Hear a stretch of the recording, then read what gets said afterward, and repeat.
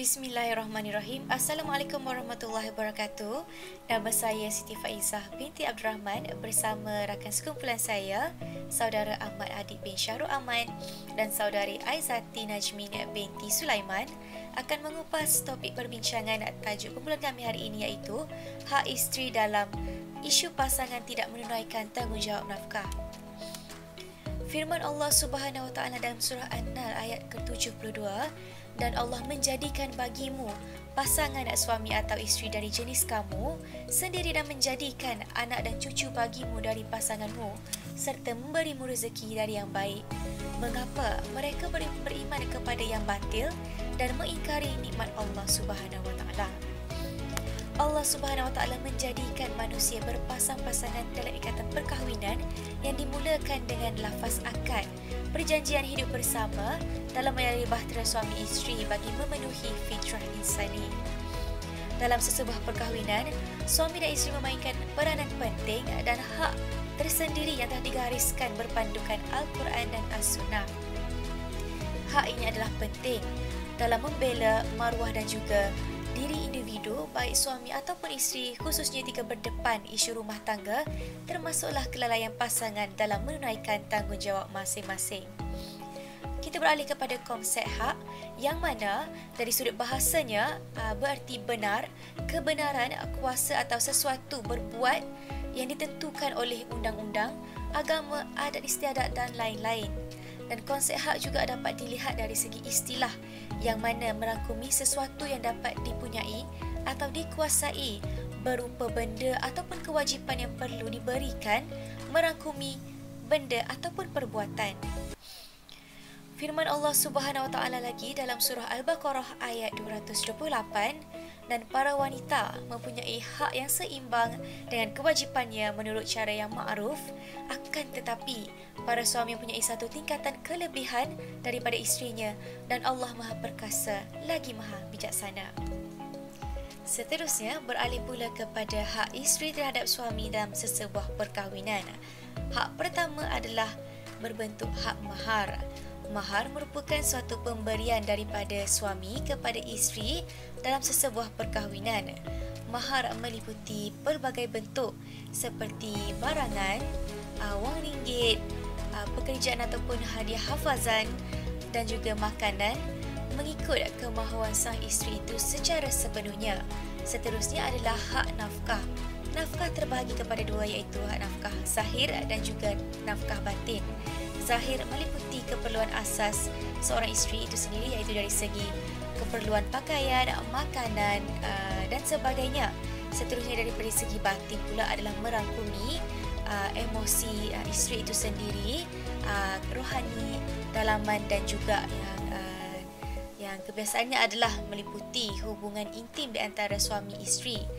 Isteri mempunyai hak ke atas kedua-duanya nafkah yang sedemikian, dan yang terakhir adalah hak dari segi harta sepencarian, yang mana turut ditekankan dalam Undang-Undang 1948 berkenaan dengan kekeluargaan Islam, yang mana pemilikan setiap individu terhadap harta yang diusahakan secara bersama dalam sesuatu perkahwinan dapat dituntut oleh kedua-duanya sekiranya berlaku sebarang isu, baik semasa perkahwinan ataupun selepas sebuah proses penceraian.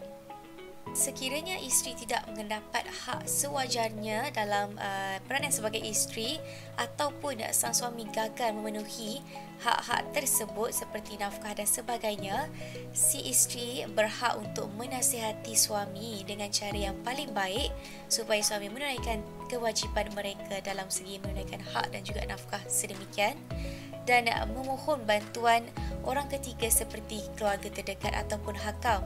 Selain itu, isteri juga boleh meminta ataupun memohon bantuan daripada mahkamah syariah untuk menasihati suami untuk melunaskan tanggungjawab beliau.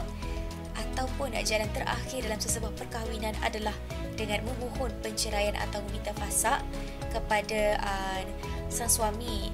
Walaupun kita sedia maklum bahawa hal itu adalah yang paling terakhir kerana akan melibatkan seluruh keluarga seperti anak-anak khususnya, namun ia merupakan jalan yang boleh diajukan oleh sang isteri, boleh diminta oleh sang isteri untuk kita kata membela nasib dan hak yang sewajarnya diterima oleh sang isteri. Dan yang akhir sekali, di bawah Akta Undang-Undang Keluarga Islam Wilayah Persekutuan 1984 juga tertera beberapa aduan dan juga langkah-langkah yang boleh dijalankan secara kuat kuasa. Di antara isu kekeluargaan ini melibatkan hak isteri dan suami. Saya, Aizati Najibun binti Sulaiman, akan menerangkan mengenai tanggungjawab suami. Konsep nafkah suami. Terdapat beberapa hak yang wajib suami tunaikan ke atas isteri berdasarkan nas Al-Quran dan hadis Nabi. Antaranya hak mahar, hak nafkah, hak mendapat hubungan komunikasi yang baik, hak mendapat bimbingan dan tunjuk ajar dan juga hak terhadap harta sepencarian. Seterusnya ialah nafkah. Nafkah menurut istilah ialah mengeluarkan belanja atau sara hidup kepada mereka yang wajib atas seseorang itu untuk membiayainya. Biaya yang dimaksudkan ialah semua hajat dan keperluan pelajaran, makanan, ibadat, tempat tinggal dan sebagainya. Hak nafkah yang wajib diberikan kepada isteri boleh dibagikan kepada dua jenis, iaitu nafkah zahir dan juga nafkah batin. Seterusnya, nafkah zahir. Sudah menjadi ketetapan agama bahawa suami wajib memberikan belanja untuk makan, minum, pakaian, tempat tinggal yang sesuai dengan kemampuannya.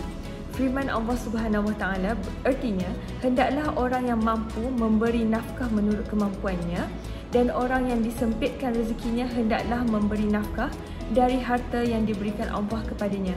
Allah tidak akan memikulkan beban kepada seseorang melainkan sekadar apa yang Allah berikan kepadanya. Surah Al-Talaq ayat 7. Jadi, nafkah zahir terdiri daripada 7 perkara. Menurut Imam An-Nawawi bahawa hak-hak yang wajib ke atas isteri iaitu 7 perkara. Yang pertama, makanan. Yang kedua, bahan-bahan rempah ratus seperti bawang, minyak masak, garam, gula, asam dan sebagainya. Yang ketiga, pembantu bagi isteri yang kebiasaannya mempunyai pembantu. Yang keempat, pakaian. Yang kelima, alat-alat membersih badan seperti pencuci, sikat dan sebagainya. Yang kelima, perkakas rumah seperti perkakas bilik air, perkakas tidur dan sebagainya. Akhir sekali ialah tempat tinggal. Yang kedua iaitu nafkah batin, iaitu suami hendaklah mempergauli isteri itu dengan baik. Firman Allah Subhanahu Wa Taala artinya, isteri-isterimu adalah seperti tanah tempat kamu bercucuk tanam. Maka datangilah tanah tempat bercucuk tanammu bagaimana saja kamu kehendaki. Dan kerjakanlah amal yang baik untuk dirimu dan bertakwalah kepada Allah dan ketahuilah bahawa kamu kelak akan menemuinya.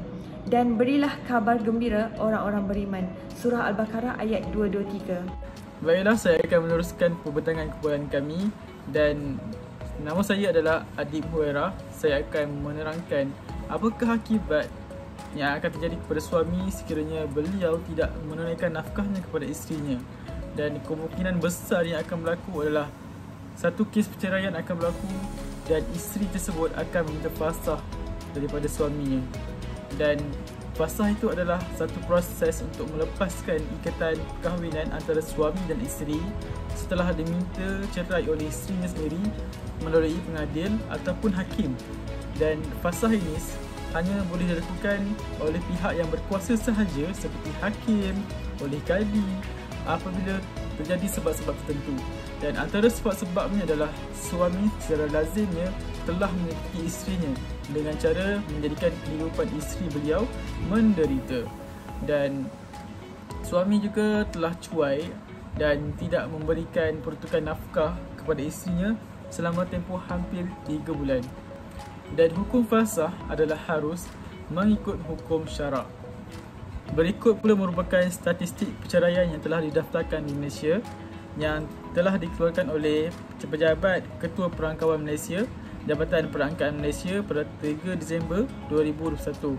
Dan jika dilihat pada tahun 2020 sahaja, terdapat sebanyak 45,754 kes pendaftaran yang telah didaftarkan dan pasangan orang Islam mencatatkan kes perceraian sebanyak 37,853 kes dan pasangan orang Islam hanyalah sebanyak 7,901 kes sahaja.